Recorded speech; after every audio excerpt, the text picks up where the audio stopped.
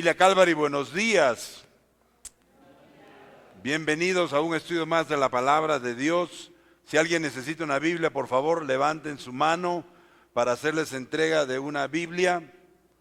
Ya saben, y no me cansaré de repetirlo, que aquí, Calvary Chapel, queremos que ustedes puedan seguirnos desde lo que estamos enseñando desde el púlpito y que ustedes puedan comprobar que es la verdad y solamente la verdad.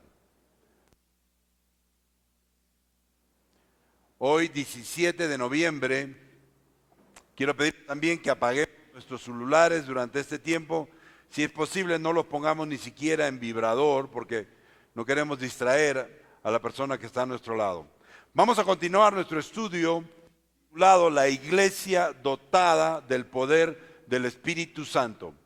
Y vamos a ir ahí en nuestras Biblias al capítulo 5. Y sí, vamos a continuar nuestro estudio en los versículos del 1 al 11, y la semana pasada nos quedamos en el versículo 5, si no me equivoco, 5.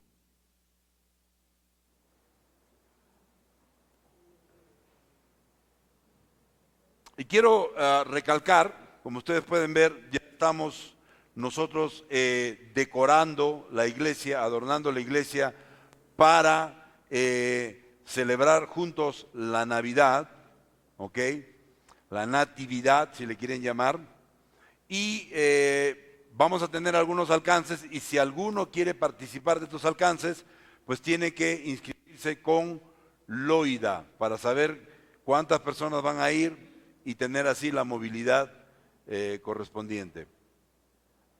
Alguien me hizo una pregunta en estos días que estuvimos comprando cosas de Navidad. Me preguntó y me dijo, ¿eres cristiano? Yo le dije, sí. Y me dijo que ¿por qué celebraba la Navidad el 25? Yo le dije, ¿y tú no la celebras el 25? No. ¿Por qué? Porque el 25 no nació Jesús. Y es cierto, el 25 no nació Jesús. Se cree que nació entre marzo y abril. Pero eso no es el tema. El tema es por qué celebramos la Navidad. Y yo creo que es el acontecimiento más importante de nuestra vida como cristianos. Y lo podemos celebrar el 25, lo podemos celebrar el 26, lo podemos celebrar el 30, lo podemos celebrar en enero, en febrero.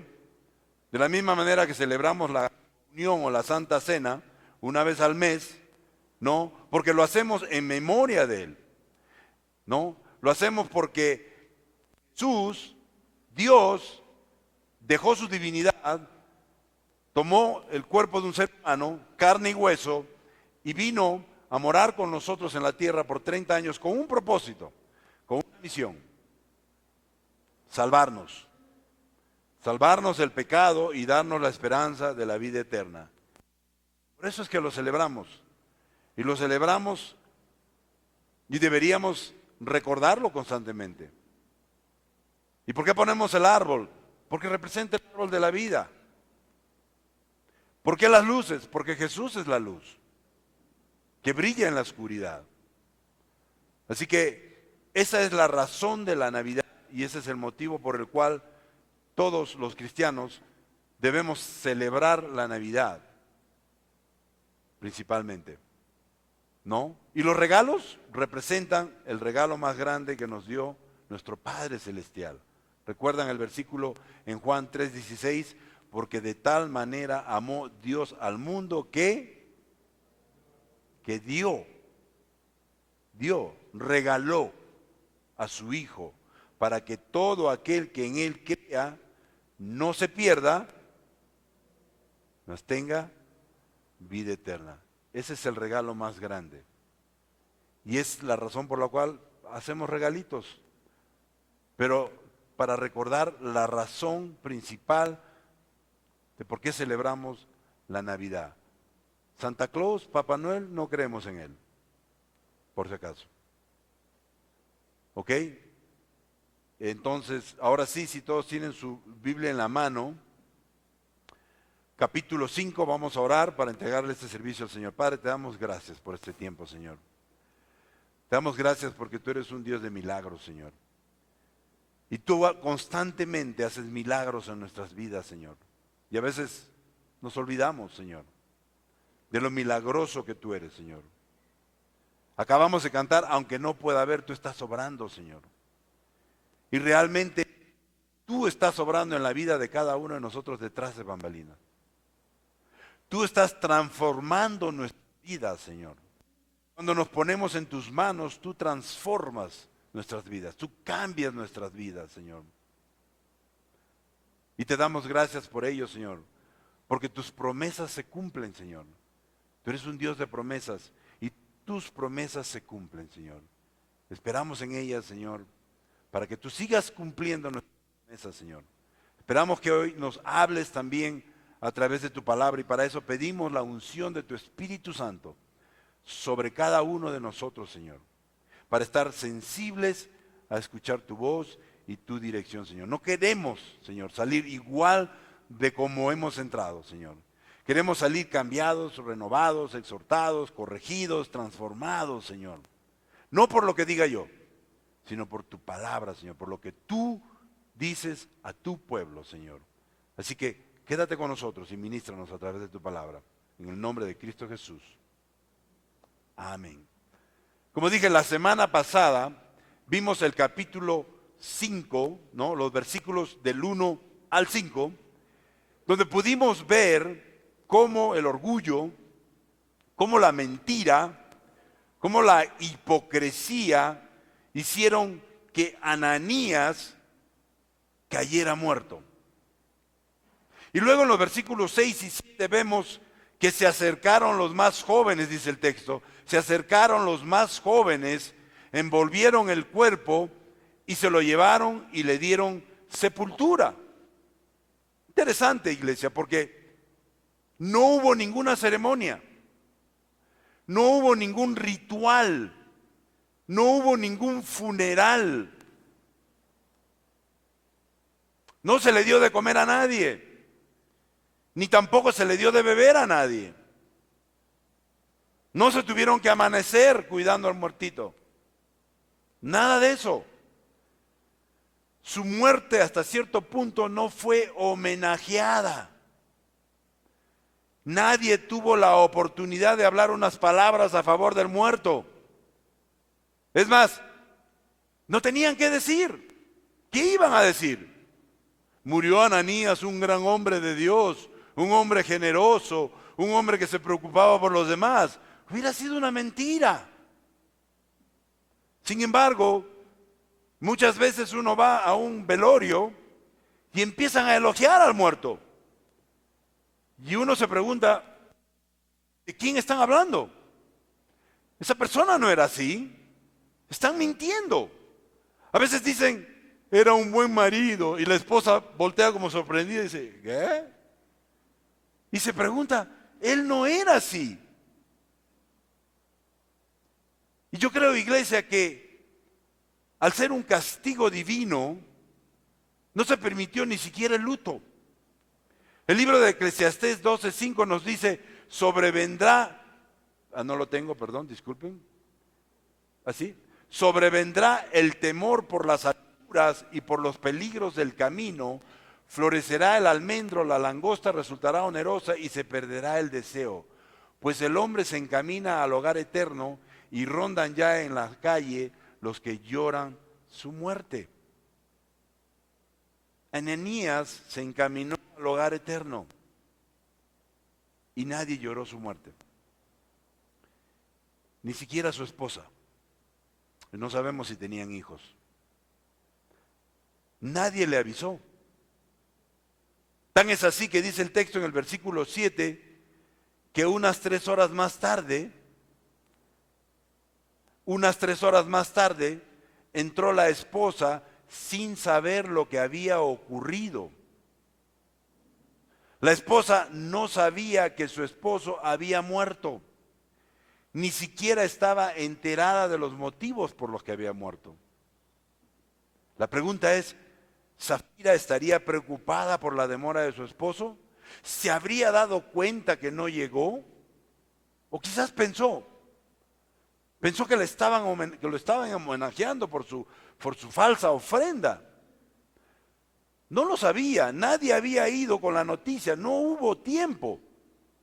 Pero al llegar a la reunión, quizás ella esperaría también ser honrada, ser homenajeada por la iglesia, por la ofrendota que según ellos hicieron.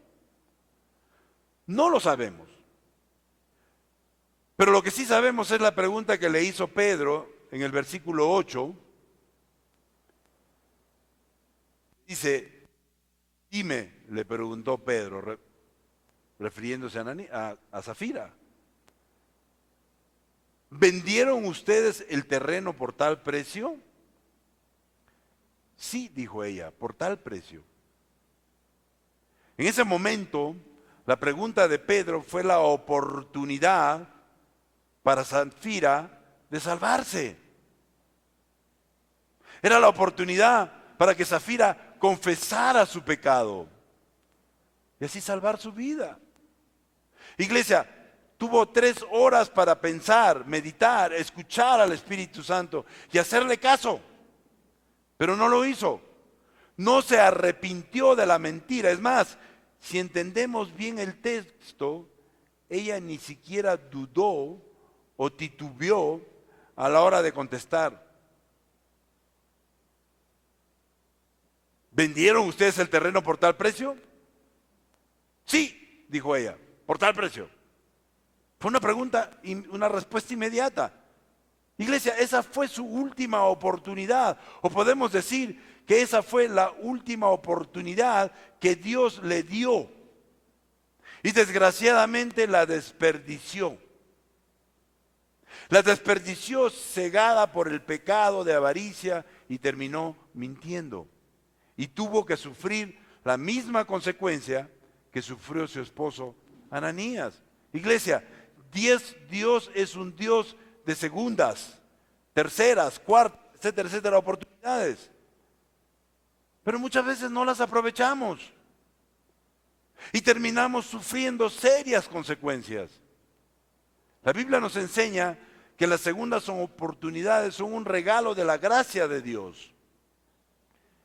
Y nos ofrece un camino hacia la redención y el crecimiento si aprovechamos esas oportunidades. Esas oportunidades nos ayudan a aprender de nuestros errores y avanzar con un propósito renovado.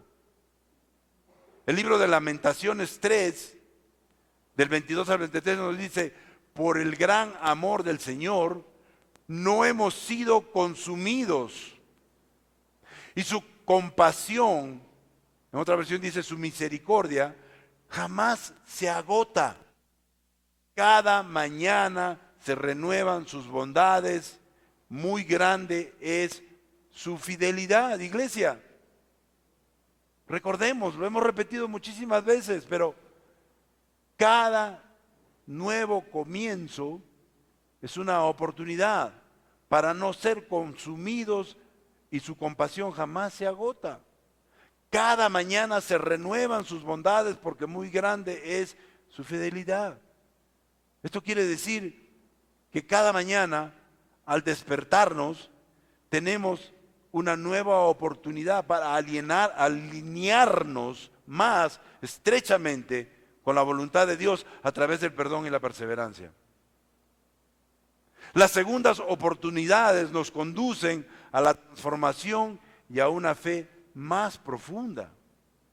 El libro de Primera de Juan 1:9 dice, si confesamos nuestros pecados, Él es fiel y justo para que nos perdone nuestros pecados y nos limpie de toda maldad. Iglesia, Zafira tuvo la oportunidad para confesar su pecado, arrepentirse y ser perdonada por Dios. Pero desgraciadamente no lo hizo y sufrió las consecuencias. Pedro le preguntó, fue una oportunidad de Dios. ¿Vendieron ustedes esta propiedad por el precio que dio Ananías? Ella en ese momento pudo decir, mira, Pedro, la verdad es que no.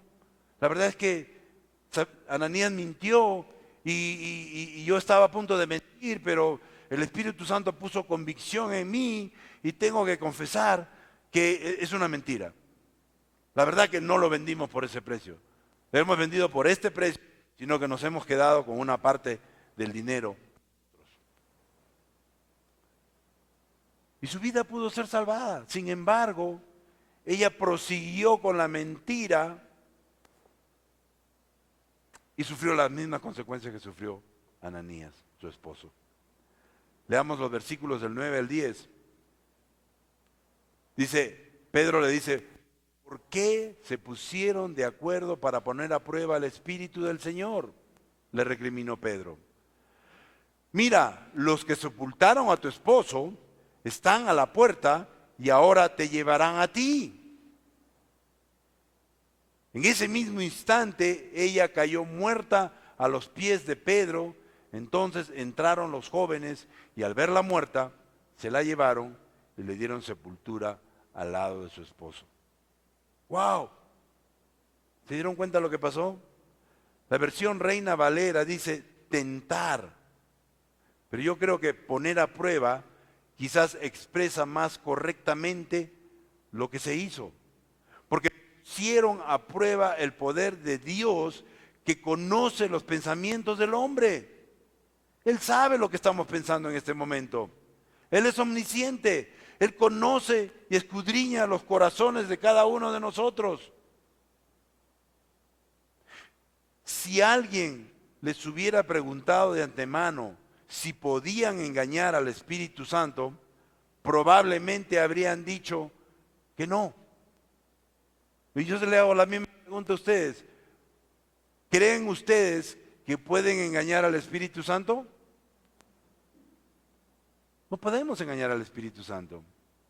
Y quizás si alguien les hubiera hecho esa misma pregunta, ellos hubieran dicho no. Pero no aceptaron que los apóstoles eran inspirados por el Espíritu Santo. Y Ananías y Zafira cometieron el error serio de no reconocer el poder del Espíritu Santo en los apóstoles. Muchísimos religiosos cometen el mismo error ahora al no tomar en serio la doctrina apostólica y el ejemplo apostólico y terminan insultando al Espíritu Santo. Este Espíritu que enseña a través de ellos, y lo podemos ver en el libro de Primera de Juan 4:6, dice, nosotros somos de Dios y todo el que conoce a Dios nos escucha, pero el que no es de Dios no nos escucha. Así distinguimos entre el espíritu de la verdad y el espíritu del engaño. Iglesia, si nosotros tenemos el Espíritu Santo, cuando viene palabra, nos va a confrontar, nos va a enseñar, va a hacer que nos arrepintamos de algo que estamos haciendo, viendo, oyendo. Porque el Espíritu Santo es nuestro ayudador. Él vive en nosotros y Él se manifiesta en nuestras vidas. El espíritu de la verdad y el espíritu del engaño. Es una manera en que podemos distinguir solo a través del Espíritu Santo. Él nos da ese discernimiento para darnos cuenta si el enemigo está trabajando en la vida de una persona y nos quiere engañar usando a esa persona, o si el Espíritu de la verdad está en esa persona. Podemos discernirlo a través del Espíritu Santo. Pero luego el apóstol Pablo nos dice en el libro de Filipenses 4:9, pongan en práctica lo que de mí han aprendido, recibido y oído, además de lo que han visto en mí, y el Dios de paz estará con ustedes. ¿Podríamos nosotros decir eso? ¿Podríamos nosotros decir, pongan en práctica lo que de mí han aprendido, recibido y oído, además de lo que han visto en mí? Yo recuerdo que mi papá me decía, no hagan lo que yo digo, sino lo que ustedes ven de mí. Lo que ustedes ven de mí, pongan en práctica. Mi ejemplo, pongan en práctica. No lo que digo, pero sí lo que hago. Y aquí el apóstol Pablo les está diciendo, lo que han visto de mí, y el Dios de paz estará con ustedes. Esa es la sana doctrina de los apóstoles.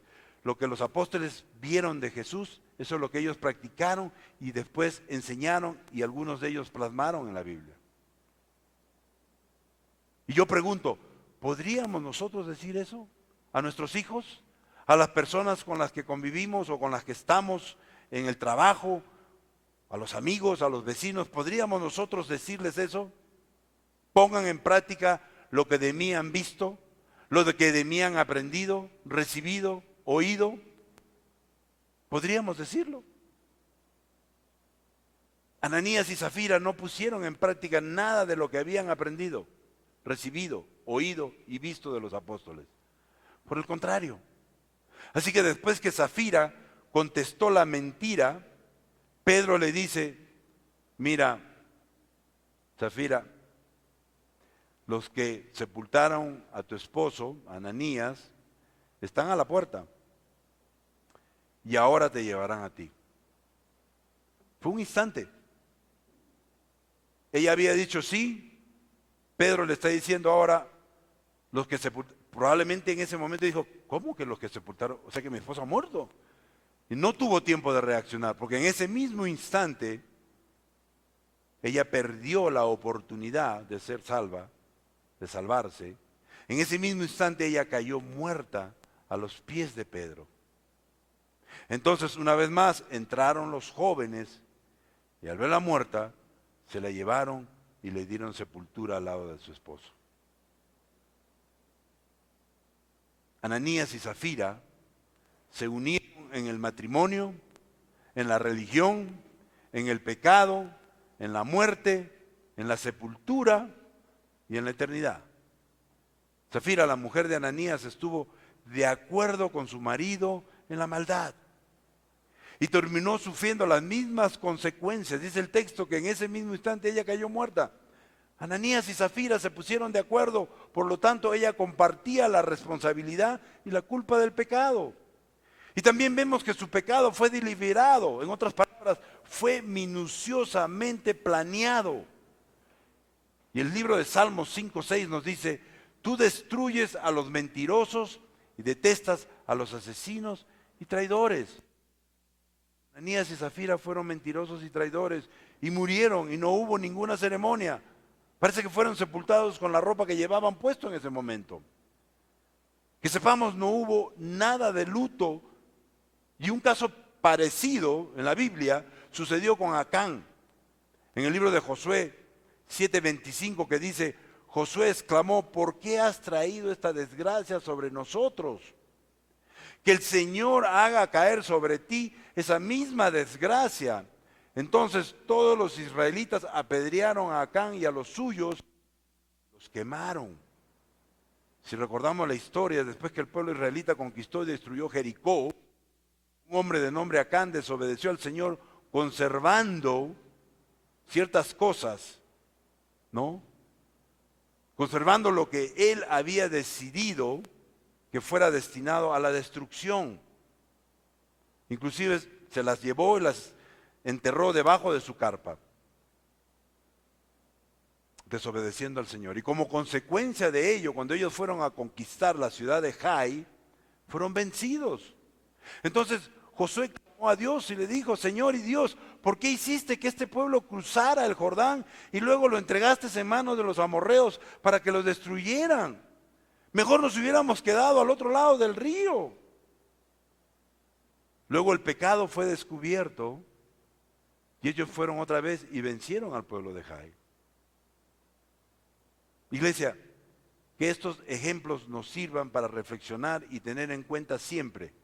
Y quizás hacernos la pregunta, ¿a quién tengo que agradar por sobre todas las cosas? ¿A Dios o al hombre? ¿A Dios o a mi carne? ¿A Dios o a mi avaricia? Yo creo que es importante que nuestra respuesta siempre sea a Dios por sobre todas las cosas. Leamos el versículo 11 que dice, y un gran temor se apoderó de toda la iglesia y de todos los que se enteraron de estos sucesos. Por segunda vez leemos que un gran temor se apoderó de toda la iglesia y de todos los que se enteraron de estos sucesos. Hay hermanos que piensan que si se practica la disciplina, la iglesia será destruida. Pero aquí vemos claramente que la disciplina funciona. Que la disciplina, cuando es bíblica, cuando es aplicada de acuerdo al mandato de Dios, es exitosa. También vemos el caso de la disciplina en la iglesia de Corinto, lo vemos en 2 Corintios 2:6 que dice, para estos somos olor de muerte que los lleva a la muerte. Para aquellos, olor de vida que los lleva a la vida. ¿Y quién es competente para semejante tarea? Definitivamente la muerte de esta pareja causó gran temor, pero otro motivo fue que el pueblo reconoció el significado verdadero de la inspiración de los apóstoles. Los juicios de Dios deben despertar gran temor en nosotros también. Pero no es un temor de miedo, es más bien un temor reverencial a Dios. Es no querer hacer algo que desagrade a Dios. ¿Sabes qué? No voy a hacer esto, no voy a ir a este lugar, no voy a mirar esto, porque ¿sabes qué? Esto no agrada a Dios. Ese es el temor reverencial a Él, es un temor de respeto. Y el libro de Isaías 11, del 2 al 3 nos dice, el Espíritu del Señor reposará sobre Él, espíritu de sabiduría y de entendimiento, espíritu de consejo y de poder, espíritu de conocimiento y de temor del Señor. Él se deleitará en el temor del Señor, no juzgará según las apariencias, ni decidirá por lo que oiga decir. Iglesia, el temor del Señor es una actividad, es una actitud de reverencia y respeto hacia Dios, sabiendo que tenemos un Dios que todo lo ve y todo lo sabe, y que en cualquier momento puede pedirnos cuenta de nuestros actos. Ahora, como dije antes, no es tener miedo, es tener respeto por ese ser maravilloso que nos ama y que dio su Hijo por nosotros. Así que el que teme a Dios cumple lo que dice el libro de Proverbios 8:13. Quien teme al Señor aborrece lo malo. Yo aborrezco el orgullo y la arrogancia, la mala conducta y el lenguaje perverso. El que teme a Dios. Iglesia, el temor del Señor nos ayuda a no ser hipócritas, ya que es algo que Dios aborrece. Es más, el mismo Jesús denunció la hipocresía. Lo vemos en Mateo 23, del 13 al 15, cuando se dirige a los fariseos y les dice, mas ay de vosotros, escribas y fariseos, hipócritas, porque cerráis el reino de los cielos delante de los hombres, pues ni entráis vosotros y dejáis entrar a los que están entrando. Ay de vosotros, escribas y fariseos, hipócritas, porque devoráis la casa de las viudas y como pretexto hacéis largas oraciones. Por esto recibiréis mayor condenación. Ay de vosotros, escribas y fariseos, hipócritas, porque recorréis el mar y la tierra para ser un prosélito, y cuando llega a serlo, le hacéis 2 veces más hijo del infierno que vosotros. Hipócritas, hipocresía. Y ahora Dios claramente con la muerte de Ananías y Zafira nos demuestra que la hipocresía no será tolerada en la iglesia. Este caso bien ilustra el juicio del que habla el libro de Romanos 2:16, cuando dice, así sucederá el día en que por medio de Jesucristo Dios juzgará los secretos de toda persona, como lo declara mi evangelio. Recuérdese también que este pecado tuvo que ver con la ofrenda. Y quiero aclarar este tema de dar. Y hay 3 formas de dar. Primero, es el diezmo, que es el 10% de tus primicias o tu mejor cosecha. Segundo es la ofrenda, que es lo que quieras dar extra después del diezmo. Y tercero es el regalo. Decides ayudar a un misionero y le vas a regalar algo de dinero, ya sea una vez o mensual, ese es un regalo. Y si se dan cuenta, Ananías y Zafira representaron mal su ofrenda a Dios. Ellos prometieron a Dios dar todo el dinero de la venta de sus terrenos. Ellos trataron de engañar a los apóstoles y a otros cristianos. Ellos querían la reputación de ser muy generosos como los otros, cuando no fue así. La lección es obvia y la advertencia debe ser clara. Participamos de este mismo pecado si representamos mal lo que ganamos o lo que ofrendamos para tener la reputación de ser generosos, pero no lo somos. Algunos dicen, esto es lo que voy a ofrendar o estoy dando según Dios me ha prosperado. Debe ser la verdad, porque Cristo se fija en nuestras ofrendas. Si no me creen, miren lo que dice el libro de Marcos 12, 41. Dice, Jesús se sentó frente al lugar donde se depositaban las ofrendas y estuvo observando cómo la gente echaba sus monedas en las alcancías del templo. Muchos ricos echaban grandes cantidades. Iglesia, Cristo se fija en nuestra ofrenda. Cristo ve nuestro corazón primero y bendice nuestra obediencia, sobre todo en esta área de nuestra vida. El libro de Corintios 9, del 6 al 7, nos dice, recuerden esto, el que siembra escasamente, escasamente cosechará. Y el que siembra en abundancia cosechará. Cada uno debe dar según lo que haya decidido en su corazón, no de mala gana ni por obligación, porque Dios ama al que da con alegría. De ninguna manera queremos que tú ofrendas o des tu diezmo con cólera o por obligación. Ay, ahora tengo que ir a esa cajita que está allá afuera y tengo que dar mi diezmo, o tengo que dar mi ofrenda, o tengo que dar ahora chocolate y panetón y todos los años nos piden lo mismo. Si es así, no lo hagas. Dios no necesita un dador que no es alegre. Dios quiere y ama al que da con alegría, da de corazón, al que es realmente generoso. Y este pasaje nos enseña que no debemos dar de mala gana ni por obligación, porque Dios conoce el corazón de sus hijos.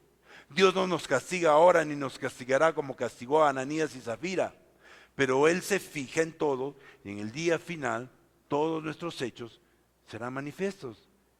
Este texto presenta el lado severo de Dios que es desconocido por la mayoría de la gente. Lo vemos en el libro de Romanos 11, 22. Nos dice, por tanto, considera la bondad y la severidad de Dios. Severidad hacia los que cayeron y bondad hacia ti. Pero si no te mantienes en su bondad, tú también serás desgajado. Vemos un milagro como este más adelante cuando Bernabé y Pablo llegaron a la isla de Chipre. En Hechos 13, del 8 al 11, lo vamos a ver más adelante, dice, pero Elimas, el hechicero, que es lo que significa su nombre, se les oponía y procuraba apartar de la fe al gobernador. Entonces Saulo, o sea Pablo, lleno del Espíritu Santo, clavó los ojos en Elimas y le dijo, hijo del diablo y enemigo de toda justicia, lleno de todo tipo de engaño y de fraude, nunca dejarás de torcer los caminos rectos del Señor. Ahora la mano del Señor está contra ti, vas a quedarte ciego y por algún tiempo no podrás ver la luz del sol. Al instante cayeron sobre él sombra y oscuridad y comenzó a buscar a tientas a alguien que lo llevara de la mano. Iglesia, Dios no solamente sanaba enfermos, sino que también castigaba a los infieles.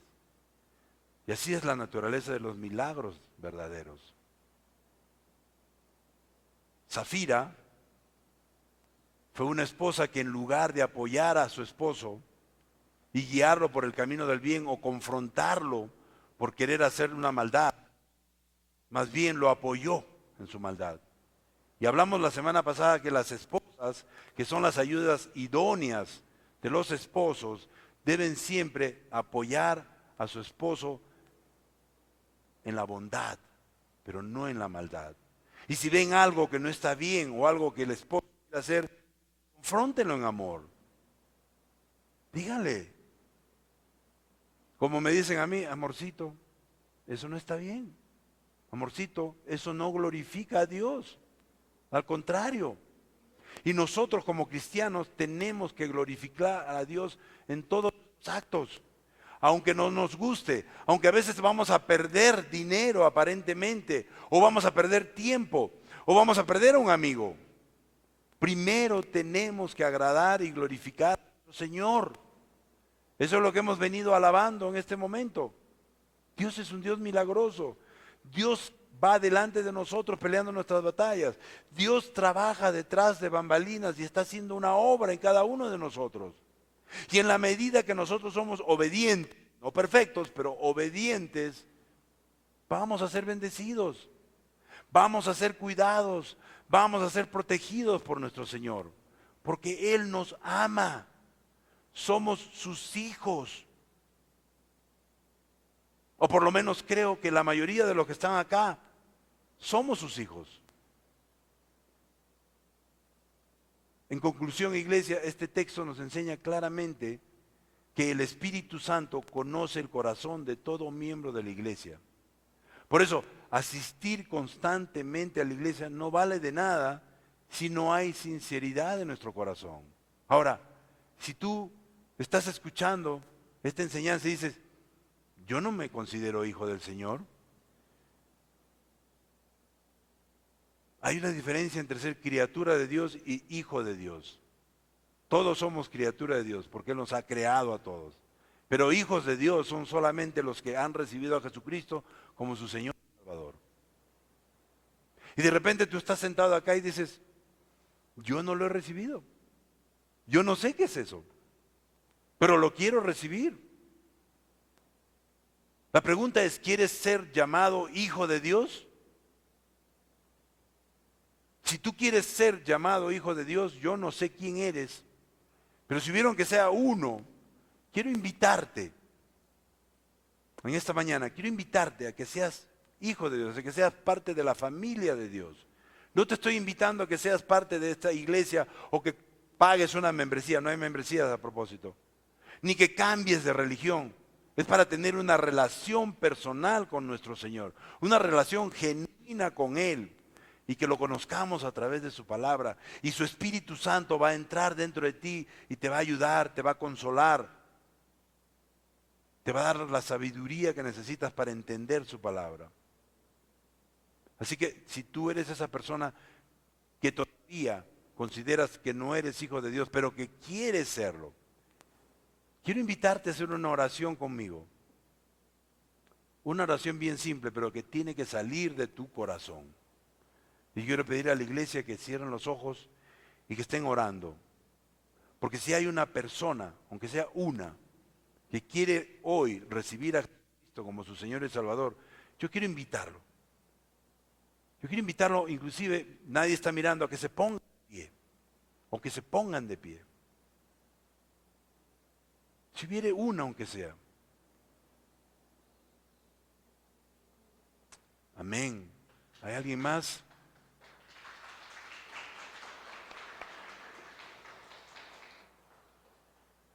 Si hubiera una persona más que quiere recibir a Cristo y quiere ser llamado hijo de Dios, esto es algo serio. Esto es realmente una decisión que va a cambiar tu vida para la eternidad. Así que si no hay más personas, yo quiero invitarte a repetir esta oración conmigo. En voz alta. Todas la hemos hecho algún día. Querido Dios, reconozco que soy un pecador. Hoy me arrepiento de todos mis pecados. Hoy te recibo como mi Señor y Salvador. A partir de hoy soy salvo. A partir de hoy soy llamado hijo de Dios. En el nombre de Cristo Jesús. Amén.